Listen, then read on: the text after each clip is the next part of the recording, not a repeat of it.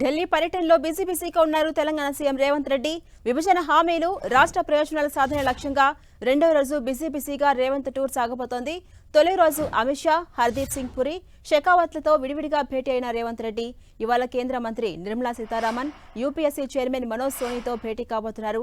పరీక్షల నిర్వహణలో యూపీఎస్సీ అవలంబిస్తున్న విధానాలను తెలుసుకోబోతున్నారు. టీఎస్పీఎస్సీ ప్రక్షాళనపై ఫోకస్ పెట్టిన సీఎం రేవంత్ రెడ్డి యూపీఎస్సీ పనితీరును పరిశీలించబోతున్నారు. పరీక్షల నిర్వహణ, ఇతర అంశాలపై మనోజ్ సోనీతో చర్చించబోతున్నారు. హస్తనలో తెలంగాణ సీఎం రేవంత్ మహా బిజీగా ఉన్నారు. కేంద్ర మంత్రి, హోంమంత్రి అమిత్ షాతో భేటీ పలు విషయాలను చర్చించారు. అమిత్ షా నుంచి పలు హామీలను తీసుకున్నారు. విభజన చట్టంలోని 9వ షెడ్యూల్ సంస్థల విభజన పూర్తి చేయాలని, 10వ షెడ్యూల్లోని సంస్థల వివాదాన్ని పరిష్కరించాలని ఇప్పటికే రేవంత్ రెడ్డి కోరారు. ఢిల్లీలోని ఉమ్మడి రాష్ట్ర భవన్ విభజనను పూర్తి చేయాలన్నారు. చట్టంలో పేర్కొనని సంస్థలను ఏపీ ప్రభుత్వం తమవిగా చెప్పుకోవడంపై దృష్టి సారించాలంటూ విజ్ఞప్తి చేశారు. తెలంగాణలో యాంటీ నార్కోటిక్స్ బ్యూరో బలోపేతానికి 88 కోట్లు, సైబర్ సెక్యూరిటీ బ్యూరో బలోపేతానికి 90 కోట్లు కేటాయించాలని కోరారు. విభజన తర్వాత ఏపీ ప్రభుత్వం హైదరాబాద్లోని రాజ్ భవన్, హైకోర్టు భవన్, లోకాయుక్త, ఎస్హెచ్ఆర్సీ భవనాలను ఉపయోగించుకున్నందువల్ల 408 కోట్లు ఇప్పించాలని రేవంత్ రెడ్డి విజ్ఞప్తి చేశారు. ఇదే అంశంపై మరింత సమాచారం మా ప్రతినిధి కొండల్ మనకు అందిస్తారు. కొండల్, ఇవాళ రేవంత్ రెడ్డి ఎవరెవరిని కలవబోతున్నారు, ఏ అంశాలపై చర్చించబోతున్నారు, అప్డేట్స్ ఏంటి? రెండో రోజు కూడా ఢిల్లీ పర్యటన ముఖ్యమంత్రి రేవంత్ రెడ్డి ఉండబోతున్నారు. ఈ రోజు కూడా బిజీ ఉండబోతున్నారు. ఈరోజు పీయూష్ గోయల్ని కలవబోతున్నారు కేంద్ర మంత్రి. అదేవిధంగా యూపీఎస్సీ చైర్మన్ను కలవబోతున్నారు. ఈ రెండు కీలకమైన భేటీలు నిర్మలా సీతారామన్, ఆర్థిక శాఖ మంత్రి నిర్మలా సీతారామన్ కలిసేందుకు కూడా ప్రయత్నం చేస్తున్నారు. అపాయింట్మెంట్ ఇంకా ఫిక్స్ కావాల్సింది. దాంతోపాటు పార్టీ అధిష్టాన పెద్దలను కూడా రేవంత్ రెడ్డి భేటీ కాబోతున్నారు. వారితో కూడా పార్టీకి సంబంధించిన వ్యవహారాలపై కీలక చర్చ ఉండబోతుంది. మొత్తం చూసుకుంటే 2 రోజుల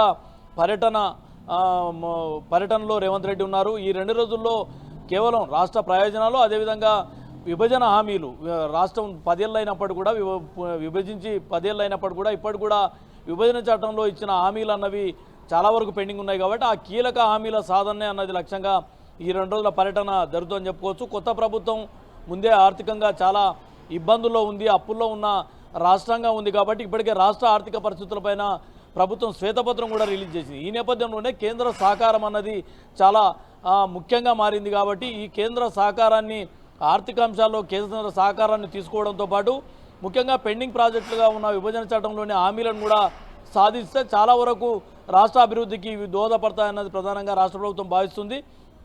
దీనిలో అనుగుణంగానే నిన్న అమిత్ షా, కేంద్ర మంత్రి అమిత్ షాతో పాటు హర్దీప్ సింగ్ పూరి, అదేవిధంగా బైరాన్ సింగ్ షెకావత్, ఈ ముగ్గురిని కూడా నిన్న కలవనుంది. ఈ 3 కూడా రాష్ట్రానికి అత్యంత ఉపయోగపడే డిమాండ్స్నే వారి ముందర ఉంచడం జరిగింది. ఎందుకంటే రాష్ట్ర విభజన తర్వాత రాష్ట్రం విభజించినప్పుడు ఉమ్మడి 10 జిల్లాలు మాత్రమే ఉన్నాయి. అప్పుడు 76 మంది ఐపీఎస్లు మాత్రమే రాష్ట్రానికి ఉన్నారు.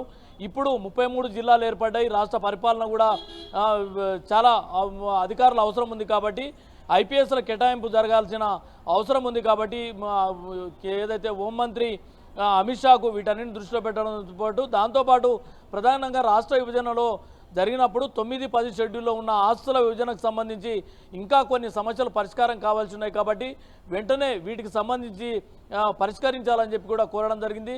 ప్రధానంగా ఇరిగేషన్ ప్రాజెక్టులకు సంబంధించి గత ప్రభుత్వం కాళేశ్వరం ప్రాజెక్టు నిర్మించింది. దాంతో ప్రధానంగా ఉపయోగం లేదన్న అభిప్రాయంతో ఉంది. దాంట్లో కొన్ని ఇప్పటివరకు అవకతవకలు కూడా జరిగాయి. దానిపైన జ్యుడిషియల్ విచారణ కూడా ప్రభుత్వం సిద్ధమవుతుంది. అయితే ఇప్పటివరకు దక్షిణ తెలంగాణకు ఒక వరప్రదాయనిగా ఉన్న పాలమూరు రంగారెడ్డి ప్రాజెక్టును పూర్తి చేయాల్సిన బాధ్యత ఈ ప్రభుత్వంపై ఉంది. కాబట్టి దాన్ని వేగంగా పూర్తి చేసే దిశగా ముందుకెళ్తుంది. ఎందుకంటే పాలమూరు రంగారెడ్డి ప్రాజెక్టు పూర్తి అయితే 6 జిల్లాలు 1226 గ్రామాలకు సాగునీరు అందే అవకాశం ఉంటుంది. కాబట్టి ఇది యుద్ధ ప్రాతిపదికగా పూర్తి చేయాలంటే కేంద్ర ప్రభుత్వ సహకారం అన్నది అత్యంత అవసరంగా ఉంది. కాబట్టి దీనికి జాతీయ హోదా కేటాయించాలని నిన్న ముఖ్యమంత్రి కోరడం. అయితే 2014 తర్వాత జాతీయ హోదా ఇచ్చే అంశం కేంద్ర పరిధిలో లేదు. కాబట్టి కేంద్రం నిధులను విడుదల చేస్తాయని చెప్పి ఒక హామీ అయితే సీఎం రేవంత్ రెడ్డి కేంద్రం నుంచి రాబట్టుకోగలిగారు. మరి దీంట్లో కొంతవరకు సక్సెస్ అయినట్టుగా భావించాల్సి ఉంటుంది. ఇక ప్రధానంగా హైదరాబాద్ విస్తరణ వేగంగా జరుగుతున్న నేపథ్యంలో మెట్రో 2వ దశ పనులకు కూడా శ్రీకారం చుట్టబోతుంది కాబట్టి దీనికి సంబంధించి ప్రతిపాదనలు ప్రభుత్వం సిద్ధం చేస్తుంది. దీనికి కూడా కేంద్ర సహకారాన్ని కూడా రేవంత్ రెడ్డి కోరడం జరిగింది. ఈ మొత్తానికైతే ఇలా రాష్ట్ర విభజనకు సంబంధించిన పెండింగ్లో ఉన్న అంశాలను పరిష్కరించుకుంటూనే దాంతోపాటు రాష్ట్ర ప్రయోజనాలకు ఏ విధంగా ప్రయోజనాలకు వస్తాయన్నది దృష్టి పెట్టబోతున్నారు. ముఖ్యంగా ఇందిరమ్మ ఇండ్లు అన్నది రాష్ట్ర ప్రభుత్వానికి ఒక ప్రెస్టీజియస్ ప్రోగ్రామ్గా ఉంది కాబట్టి ప్రధానమంత్రి ఆవాస్ యోజన కింద ఇందిరమ్మ ఇండ్లు అవకాశం కల్పించాలని చెప్పి దీనికి సంబంధించిన కేటాయింపులు కూడా రాష్ట్రానికి ప్రయారిటీ ఇవ్వాలని చెప్పి కేంద్రాన్ని కోరడం జరిగింది. మొత్తానికైతే కొత్త ప్రభుత్వం తొలిసారి కేంద్ర మంత్రుల్ని ముఖ్యమంత్రి కలుస్తున్నారు. రాష్ట్రానికి సంబంధించిన అంశాలను వారి దృష్టికి తీసుకురావడంతో పాటు రాష్ట్ర ప్రయోజనాలు కాపాడే దిశగా అదేవిధంగా రాష్ట్ర ఆర్థిక పరిస్థితులకు కొంత వెన్నుదన్ను కేంద్రం ఇచ్చే విధంగా ప్రయత్నం అయితే ముఖ్యమంత్రి ఈ 2 రోజుల పర్యటనలో చేస్తున్న పరిస్థితి అయితే స్పష్టంగా కనిపిస్తుంది. Jhansi. Right, thank you Kondal.